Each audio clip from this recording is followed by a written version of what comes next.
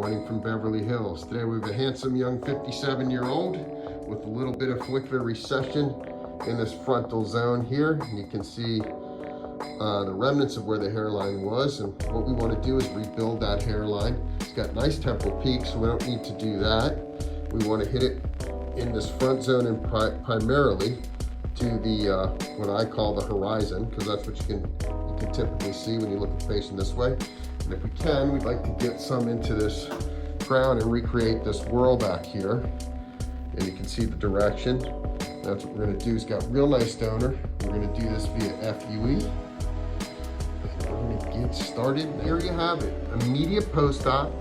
We did 2,500 follicular unit grafts. We did this via FUE, and you can see we've got a great hairline. Nice, irregular, but natural. Looks beautiful here. You can see the focus is in the front half, and you can see when you look at it this way, we go right to the vanishing line, the horizon here. So you can see from the front, it's going to look like we've got hair through this whole area. And then if you come around on top, you can see that we actually got some hair into the crown, into the top area. So we are going to get some hair coverage.